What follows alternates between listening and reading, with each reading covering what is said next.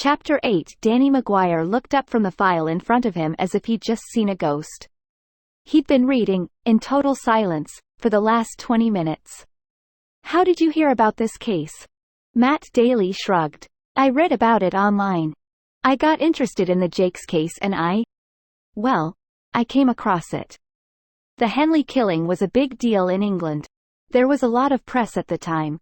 What exactly is your interest in the Jakes case, Mr. Daly? Danny asked.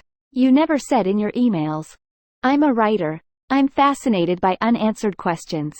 Danny's eyes narrowed suspiciously. You're a journalist? No. A screenwriter. TV. Comedy. Mostly. Danny looked suitably surprised. He nodded toward the file. Not much to laugh about in here. No. Matt agreed. But I also have a personal connection. Andrew Jakes was my father. Danny did a double take. Had Andrew Jakes had children? It took him a few moments to dredge up the memory. That's right. There'd been a first wife, decades before he met Angela. One of the junior members of his team had gone to check out the lead but obviously thought it was nothing significant. Was there a kid? I guess there must have been. I never knew him, Matt explained. Jakes and my mother divorced when I was 2. My stepfather adopted and raised me and my sister, Claire. But biologically, I'm a Jakes. Do you see any family resemblance? An image of Andrew Jakes's almost severed, graying head lolling from his torso flashed across Danny's mind. He shivered. Not really. No. When I learned my father had been murdered, I got curious. And once I started reading up on the case, I was hooked. He grinned. You know how addictive it can be, an unsolved mystery. I do, Danny admitted. And how painful. This guy seems nice, but he's so eager, like a Labrador with a stick. He wouldn't look so happy if he'd seen the bloody carnage in that bedroom. The bodies trussed together. Jakes's head, hanging from his neck like a yo-yo on a string.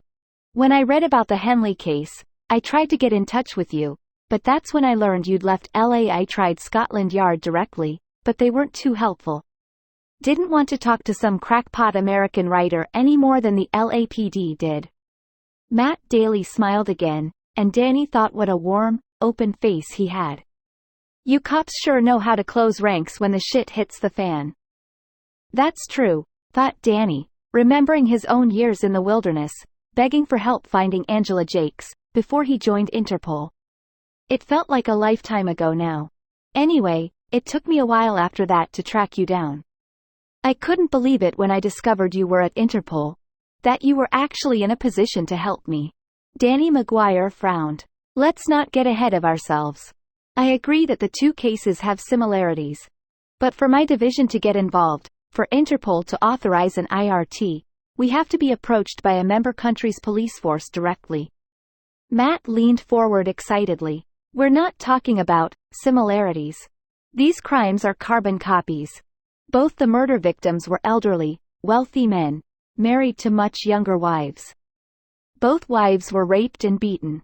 Both wives conveniently disappeared shortly after the attacks. Both estates wound up going to charity.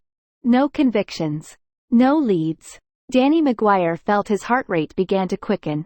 Even so, he said lamely, clutching at straws. It could be a coincidence. Like hell it could. The guy even used the same knot on the rope he used to tie the victims together. A double half hitch. Danny McGuire put his head in his hands. This couldn't be happening. Not after 10 years. Look, I know you have procedures you have to follow, said Matt Daly. Protocol and all that. But he's still out there, this maniac. Matter of fact, he announced, playing his trump card, he's in France.